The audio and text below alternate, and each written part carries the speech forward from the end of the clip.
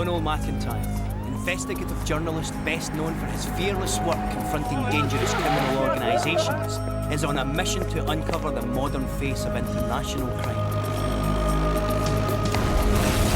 Travelling with him to some of the world's best-known cities, we'll meet members of the criminal underworld, police and local residents to discover what life is really like in the world's toughest times.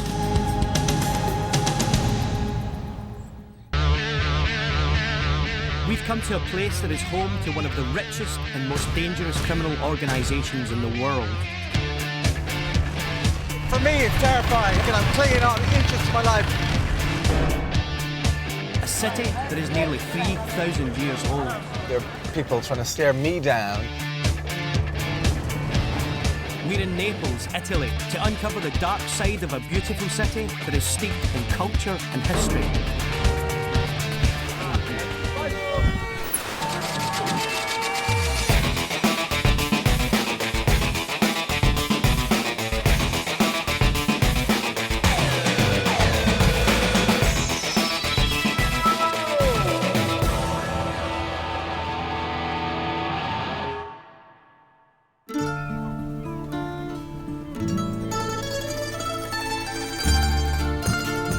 Surrounded by the stunning scenery of Pompeii and Vesuvius, visitors flock to Naples in search of peace and relaxation. Drawn by an historical romanticism that everyone knows and loves. Home to 3 former popes and the birthplace of pizza, Naples has a rich and vibrant past that has seen its city streets granted World Heritage Site status.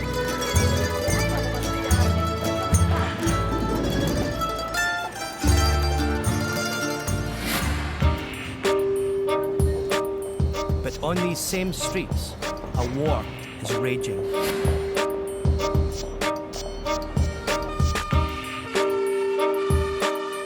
A criminal organisation called the Camorra has grown into a rival for the state, developing a vice-like grip over the city with business interests totalling €30 billion a year.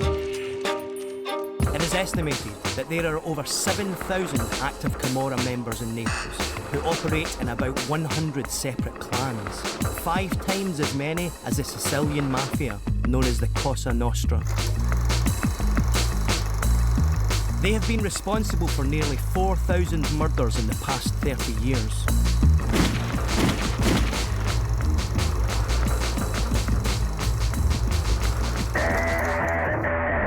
Now Italy, a member of the G8 and one of Western Europe's richest countries, has been forced to send in the troops to regain control of its streets. Donald's here to find out why Naples has become the murder capital of Europe, and to explore the influence of the Camorra in every corner of this city. Unbelievable. Unbelievable. This is a modern European country. And here you have this lawlessness here. You know, look at it. Honestly, scenes like this, as pervasive this, you'd hardly recognize it if it was even in Calcutta or India. And here you are in one of the wealthiest kind of first world economies in the world. And look at it. The place is run by gangsters. And the state and the police and the force of law and order are really struggling. I think we're supposed to go down there. I mean, this is a public road actually blocked by rubbish. Look at that. The Camorra have been in charge of waste management for 20 years.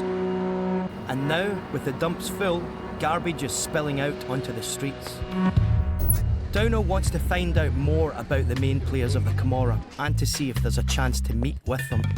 So he's arranged to visit the Squadra Mobile, the police squad that investigates organised crime here. The man responsible for bringing the Camorra to justice is Vittorio Pisani. Who are your number 1 targets in the Camorra? I camorristi più ricercati sono i 2 fratelli Russo Pasquale e Russo Salvatore. Questo è Scotti Pasquale, lui è latitante dall'84. Questo è Zaccaria Michele, anche questa è una foto dei primi anni 90. Questi sono i latitanti, diciamo, più importanti. Ho visto che hanno inserito nell'elenco dei 30 latitanti più pericolosi un altro latitante casalese, quello che avevo detto prima, Iovine Antonio. È colui che, diciamo, in questo momento è un esponente principale del clan dei casalesi. Questo è di Lauro Marco. Vittorio tells Donald that his chances of meeting a Camorrista who will talk to him are slim. He has invited Donald to accompany his elite high-speed motorbike unit on a raid that evening. As Donald leaves police headquarters, he passes more soldiers on the street. Clearly, he's in more than just a tough town here. He's looking to expose a criminal organisation that is far deadlier than any street gang. But if he's going to find out how the Camorra has become a way of life in the city, he's going to have to delve deeper into the Neapolitan underworld.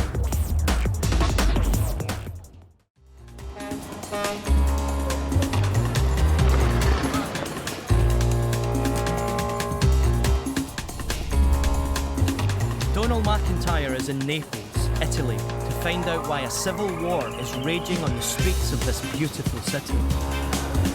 Here they have a phrase: see Naples and die. The phrase was coined 200 years ago to describe Naples' beauty, but now it alludes to the deadly power of the region's greatest menace, the city's criminal mafia, the Camorra.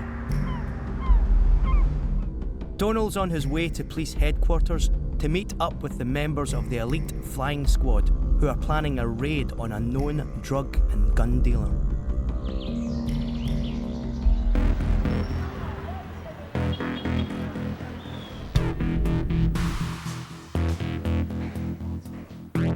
The team are gathered in the briefing room.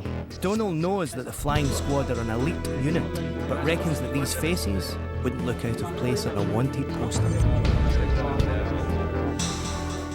The flying squad need to move quickly, and on the busy streets of Naples, that means cars are ditched in favour of high-powered motorbikes. Perché la situazione logistica di Napoli necessita del fatto della presenza delle motociclette, che comunque con le macchine non si riesce, soprattutto nel centro, a svolgere un adeguato controllo del territorio, sia per il traffico, sia per i veicoli stretti, sia per il tipo di criminalità che c'è, che comunque utilizza prevalentemente mezzi di locomozione su due ruote. None of the officers wear crash helmets, and some have been injured. Appartengono a un clan camorristico della zona e durante un inseguimento in una curva in un vicoletto stretto siamo caduti e io con la mano e la strada era bagnata. Sicuramente qualche persona, i secchi d'acqua per evitare il fermo di queste due persone. Italy has one of the worst road safety records in Europe, and motorbikes are involved in over half of them. So Donald asks if he can have a crash helmet. But he's told that for his own safety, it would be better not to wear one. They say they don't want us to wear helmets because the Camorra wear helmets when they're on hits, and the police officers don't. So when we're in their company on their bikes, neither will we.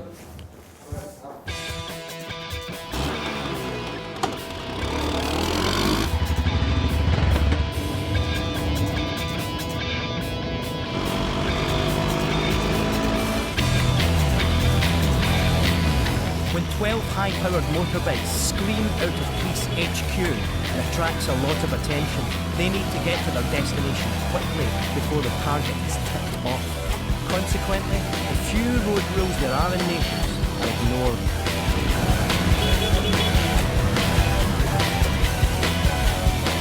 Donald hangs on for dear life as they race through back streets and narrow alleyways to get to the suspect's house. With daredevil determination, the squad are flying through red lights, up one-way streets, and even onto the pavement.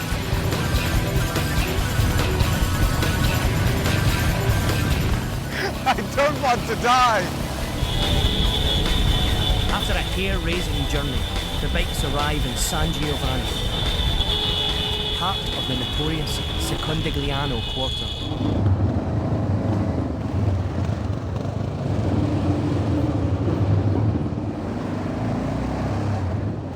7 kilometres out of the centre, this area is a thriving drug district where clans sell everything from cocaine to cannabis. The police warned Donald to refrain from talking in front of the Camorrista, as this would identify him as a foreign journalist and might make him a target. The guys are waiting, trying to gain entrance into a house where a major Camorra family lives. They're having problems, they're hanging out. This is a very strong neighbourhood. This house is in the middle of one of Naples' poorest neighbourhoods.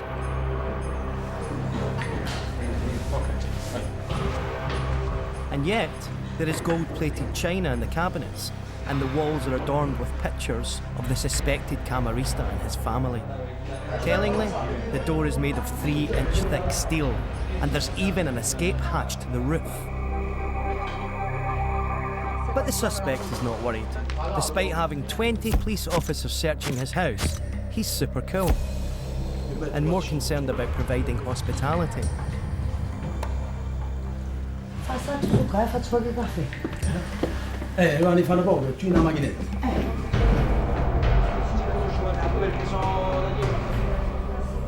Io sono a casa.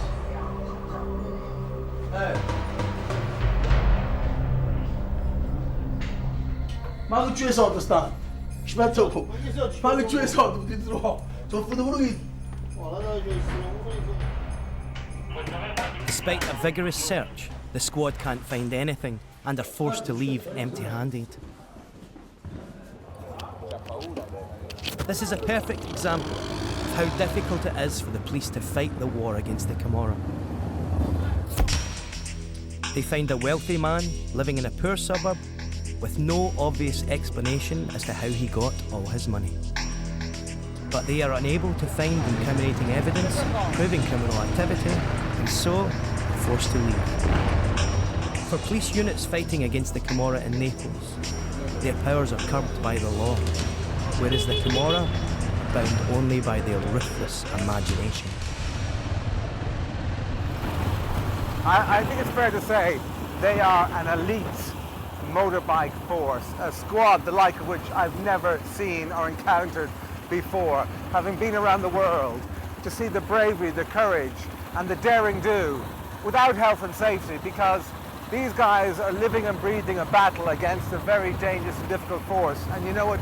That has to breed a little sense of kamikaze policing about it. And you know, this is what they do. And I'm just glad my shift is nearly over.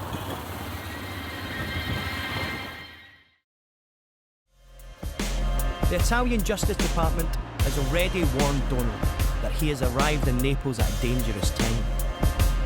Recently, a number of journalists have been targeted and placed under police protection because of their work uncovering crime in the city. It's Donald McIntyre from London. Donald has arranged to meet a Neapolitan journalist to find out how real the threat in Naples is. A pleasure. Rosaria Capaccioni has been a reporter in Naples for 20 years. But after serious threats to her life, the police have assigned 2 bodyguards to protect her. Only 4 weeks before Donald's arrival, her house was burgled despite 24-hour police protection. Jewels and cash were left untouched. Only an award for her journalism was taken. This was a message to Rosaria to keep quiet. When foreign journalists come in and ask the same questions, do they face the same threats? Se tu scrivi dell'omicidio, dei fatti di sangue più evidenti, non si arrabbiano, non si arrabbiano. Quando scrivi dei loro affari, quando scrivi delle cose che magari non sono state ancora scoperte dalla polizia o dalla magistratura, oppure... Donald wants to know which areas are considered the most dangerous in Naples. C'è la zona di Scampia, di Secondigliano, tutte quelle parti là che sono pesantemente compromesse, intere famiglie fanno parte della Camorra. La provincia di Caserta è un'altra cosa, cioè è come la Sicilia, qui è come la Sicilia. Quindi personalmente io consiglio sempre di andare accompagnati dalla polizia. Casal di Principe is a suburb of Naples and only a 20-kilometre drive from the port. Vittorio, his contact at the mobile squad, tells Donald this is where some of Italy's most wanted criminals come from. Donald has discovered that of the 20,000 residents, 3,000 were under police surveillance and 2,000 have already been arrested.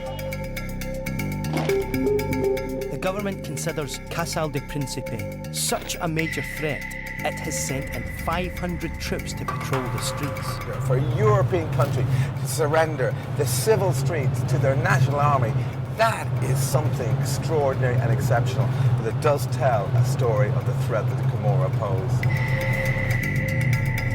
Donald is determined to find out more about this neighbourhood. But it's so dangerous that the police insist he can only go in with an escort. On the edge of town, he meets up with Silvana Giusti from the DIA, the anti-mafia police. Thank you very much for having She us. tells him the DIA are planning an operation targeting a known Camorra boss and that he can come along. Let's go. Okay, let's go.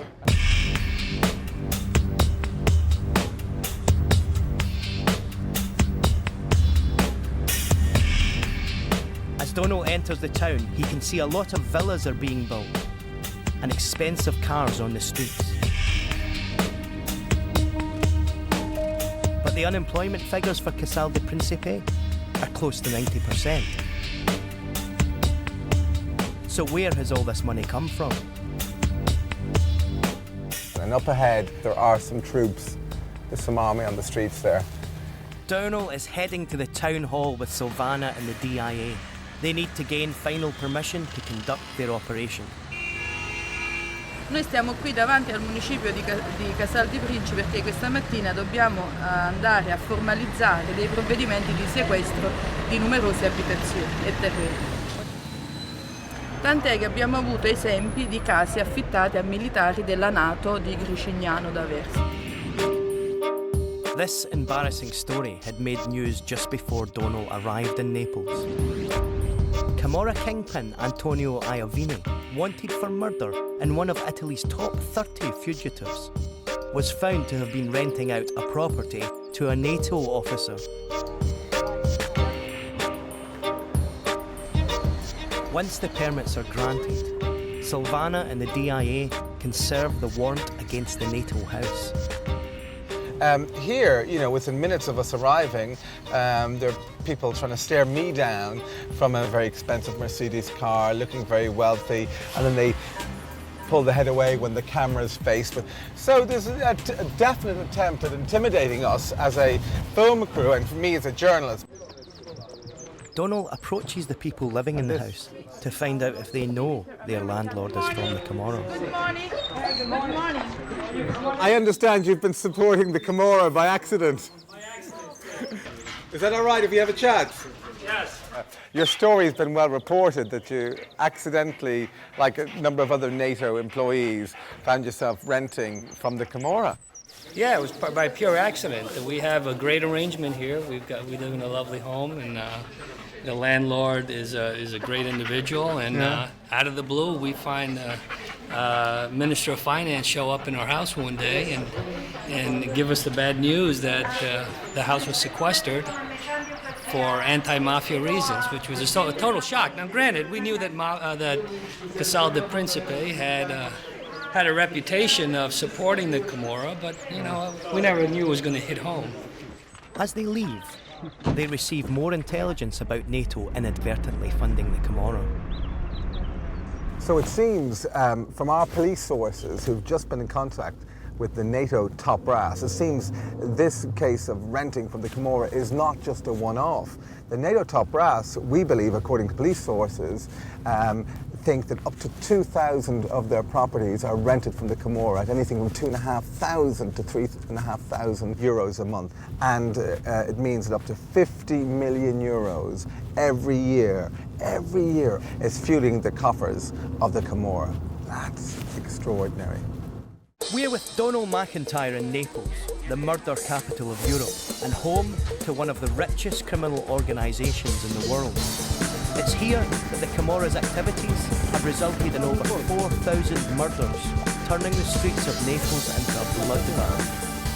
C'è stato un episodio proprio non lontano da questa zona, fu quindi attaccata da questo comando e ne fu fatta quindi anche un'esecuzione. The Camorra's control over the city has led them to become a rival for the state, part of the organised crime business in Italy, which turns over £1 trillion every year. More rubbish. The Camorra are responsible for the rubbish on the streets. Like the fictional Sopranos, they are involved in waste disposal. But with the city dumps full, the Camorra are allowing rubbish to spill out onto the streets. But this is just the tip of the iceberg. For the past 20 years, the Camorra have secretly brought down toxic waste from Italy's industrial north and dumped it in and around the city of Naples. Now, the poison buried beneath this lush agricultural farmland is seeping to the surface, affecting the region's biggest export, buffalo mozzarella. Per quanto riguarda le bufale, delle alimentazioni, delle derrate alimentari che però vengono coltivate nei nostri suoli, nei nostri terreni, tipo l'erba medica, una quantità di diossina tale che poi si è ritrovata nel latte. Diciamo, mangiare oggi prodotti locali, avendo questa consapevolezza, diciamo, fa un certo incute timore, io ho paura di mangiare, infatti perché comunque so quello che avviene intorno. But the dumping of toxic waste doesn't just affect the livestock. Amongst the residents that live near the toxic dumps, cancer rates have soared by 30%. Tutti quanti siamo, diciamo, contaminati.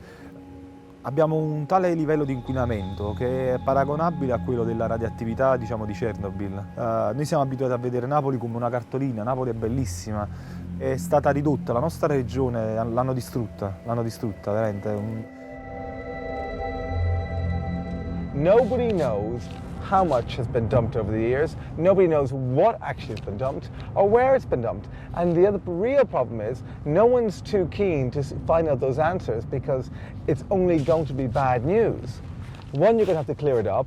Two, it's going to damage everything from tourism all the way to farm exports. It's just a disaster. And of course, to deal with it, you're going to have to take on the Camorra. Look, the Garden of Italy, what a disgrace. What a disgrace.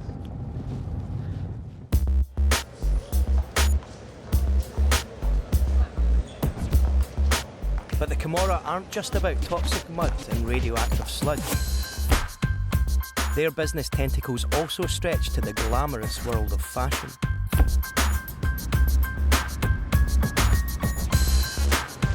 Many Neapolitan textile factories are controlled by the Camorra, and they use them to make fake high-end Italian fashion items. These fake products are distributed around the world, but you can also buy them on the streets of Naples. €20. And how much would it normally cost? Wherever you shop in Naples, there's a chance you will be subsidising the Camorra. One of their biggest earners is Mafia tax, or piso, a monetary gift demanded from shopkeepers in return for protection. Silvana Fucito runs a hardware store, and like 80% of the other shop owners in the city, she has been menaced by the Camorra for the piso tax. When she refused to pay, the Camorra turned up on her doorstep. Mettevano la pistola sul tavolo, sul banco e dicevano paghi o ti facciamo saltare, ti spariamo, proprio perché sapevamo di avere il negozio sotto un palazzo di 7 piani. Non pensavamo che potessero arrivare a tanto e mettere in discussione la vita di centinaia di persone. Then one winter's evening, the Camorra poured petrol through the letterbox of the shop and burnt it down. Perché veramente posso dire che dopo 24 ore la nostra vita è completamente cambiata, ma non solo la vita nostra personale, che può essere relativa, è cambiata Napoli, è successo veramente una sorta di miracolo che ha dato la possibilità un po' a tutti i napoletani di risvegliarsi e di portare all'attenzione nazionale.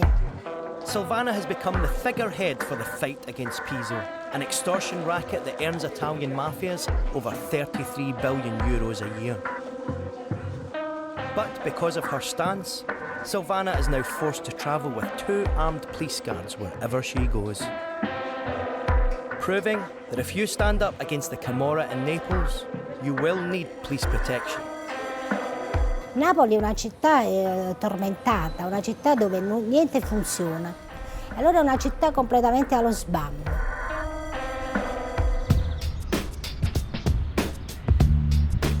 The Camorra has interests in legitimate Neapolitan business. But Dono has discovered that they are also involved in the drugs trade, a business that earns them nearly €500,000 every day.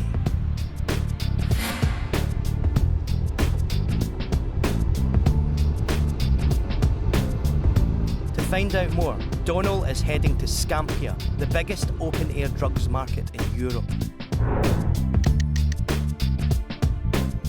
Now we're coming into Scampia, which is a stronghold of the Camorra. Well, it's pretty dank and dark and desolate, but we've been told that by the police not to come in here by ourselves, so we've had to talk to our sources to let those who run this area, the capos, the family bosses, know that we're in here doing a documentary. And here on the entrance to Scampia we have a police and an army roadblock. Now that is extraordinary. The civil street, I've seen this in Northern Ireland, you see it in Africa, but you don't see it in any other place in Europe. Extraordinary that the police come in here with an army escort. Scampia is completely controlled by Camorra clans. Before Donald can enter, our sources have to negotiate with the capos in charge who grant permission for Donald to film in the infamous La Vela estate. There are conditions for filming which include not identifying any Camorra and no police escort for Donald. The Camorra have lookouts on the entrances and main roads of the estate. They signal to the bosses if an unknown car is seen driving in. Donald's car attracts their attention and is forced to stop. Cut filming, yeah? Cut film. Stop. Come on. The Sentinels approach the car. Our team try to negotiate with them, but it's too late. The car is surrounded. And now we're surrounded by drug dealers and drug addicts and... One of them makes a call to the capo of the area, but then suddenly, things turn ugly.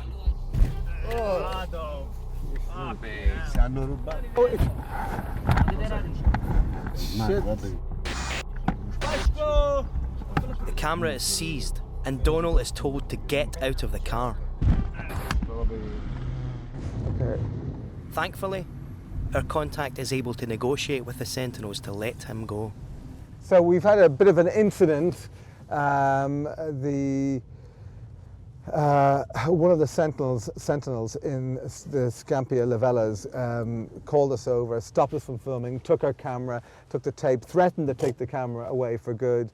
It was very, very aggressive. I don't think we were in danger, but certainly our equipment was. We'd already hidden all the recorded tapes in the car and replaced the tape in the camera with a blank tape. So, you know, the worst was going to happen. We were going to lose an expensive camera and a tape, but as it happened, we talked a way out of it, and now we're considering going back.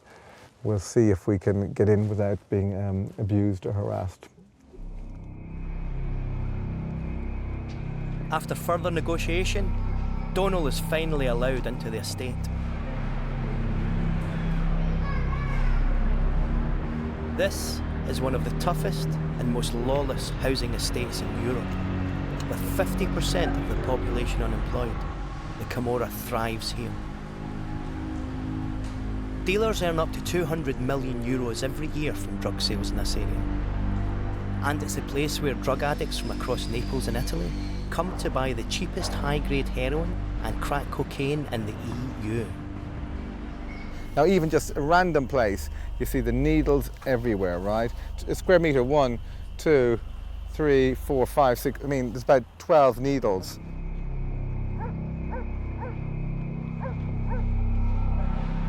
As Donald is filming on the stairs of La Vela, he is joined by 2 sentinels who are under orders to watch him. They don't want to be identified. These 2 young, low-level Camorrista are at the bottom of the ladder, but clearly they're already earning enough to dress well, and they're probably armed. They tell Donald that they are there to keep an eye on what is being filmed, and to make sure he doesn't go anywhere he shouldn't. Effectively, they are his Camorra escort in the slums of La Vela. Tu ti sai comportare con loro, con noi, pure noi ci comportiamo con loro. Però se fai una stronzata o qualcosa di questo, che i morti fanno a noi, queste cose qua.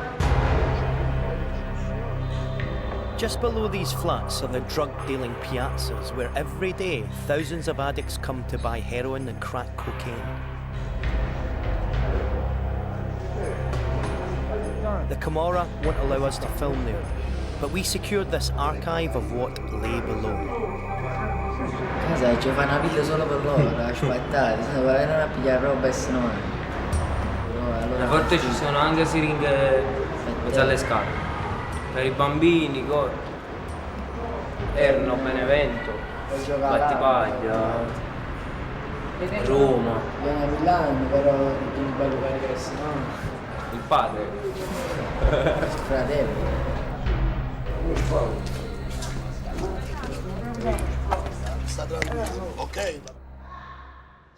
Whilst in the estate, Donald meets a former addict and resident who explains what life is like in La Vela. Le morrono sotto i porticali. Vanno a comprare la roba, si mettono sotto i porticali e si drogano. Dalla mattina alla sera le fanno queste cose qua. Ma mi sembra tranquilla, vedi? È un po' tranquilla, ma non è così. Non li vedi, però fischi. Vieni, vieni. Mammina, sta in coppa, La piglia un'amica mia. Va, si va, non ti preoccupare. Va, Gianni, va. Va piano piano, questo. Non ti preoccupare, zio. La Vela is a hellhole. A haven for drug addicts. And still, families were living there.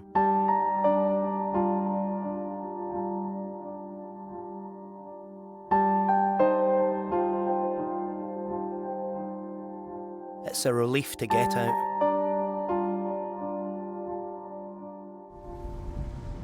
As he's leaving, Donald gets a call from a contact. It's a major breakthrough in his quest to talk to a Camorra member.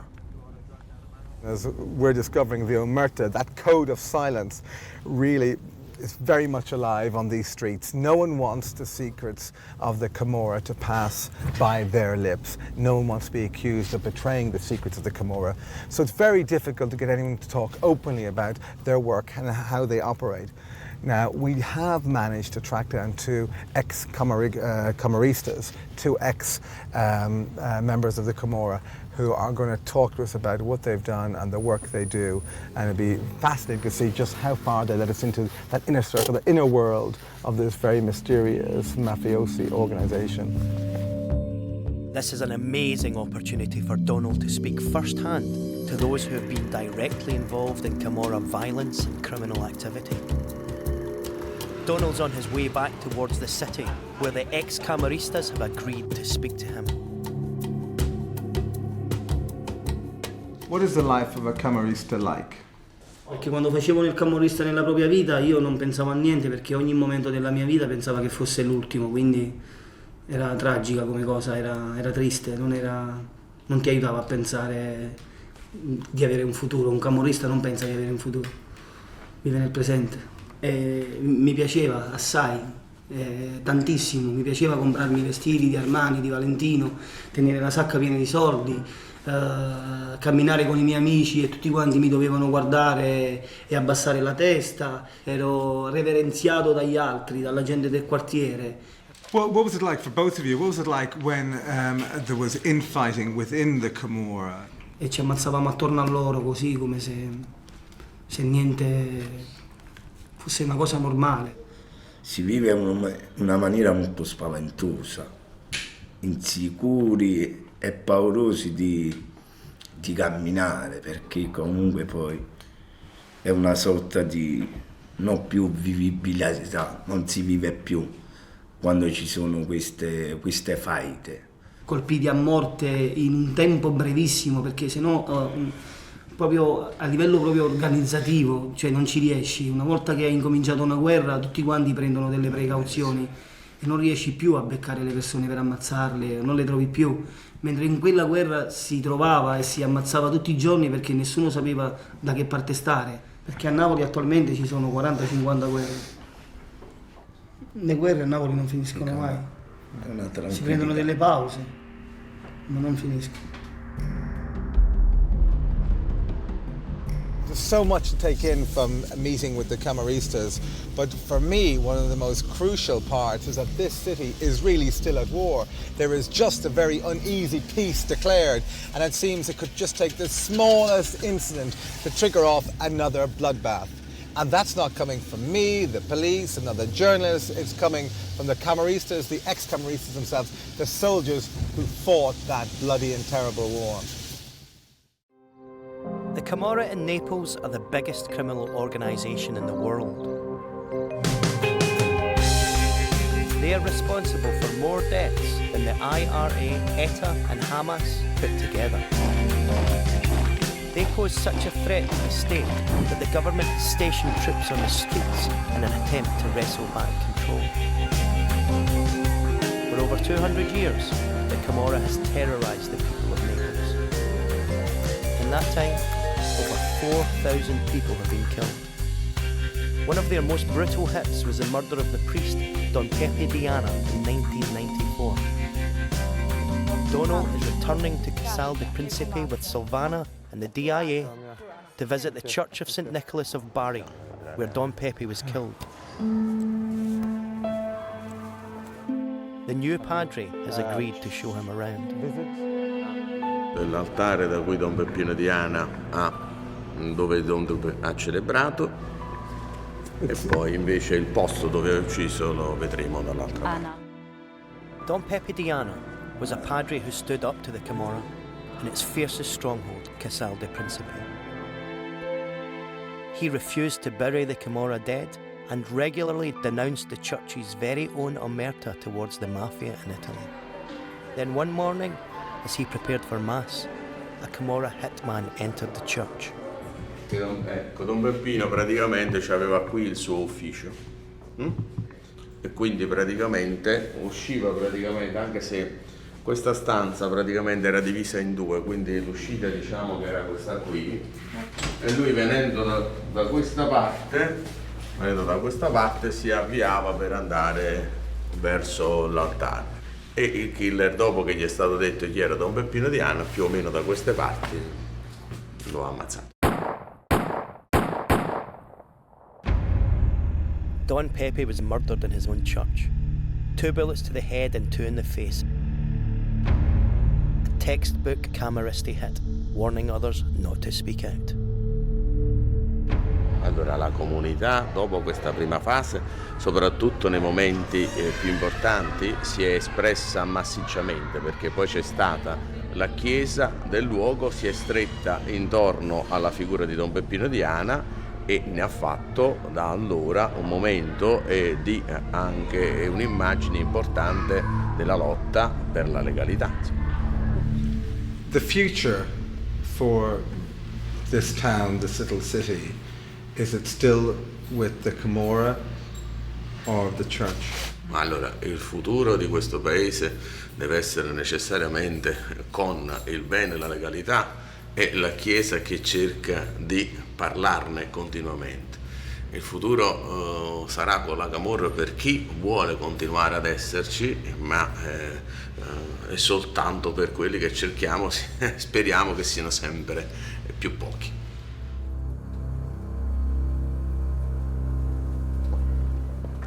Outside the church, Donald's speaking to Silvana about this brutal murder. And tell us about the investigation into the murder of the priest. Sì, le investigazioni nella morte di Peppe Diana hanno permesso, dopo un anno, nel 1995 di arrestare proprio Quadrano Giuseppe, che è stato il mandante dell'omicidio del prete. Noi lo arrestammo, in particolare io andai a Valencia insieme a personale della squadra mobile di Caserta, lo arrestammo e lui immediatamente diventò collaboratore di giustizia. Donald also wants to find out what the future holds for Naples. An army on the civil streets of any European country is an extraordinary thing. It shows you what a big battle you have to fight. Yes, è un extraordinary thing, è una cosa straordinaria, lo so, anche in Europa è straordinaria. Tra la Camorra e lo Stato sì, c'è una guerra sempre tra la Camorra e lo Stato, perché la Camorra è l'antistato per eccellenza. During his time in Naples, Donald has seen the frightening and far-reaching power of the Camorra. He's learned how it has evolved from a gang into a powerful criminal industry, taking advantage of the poor people of the city.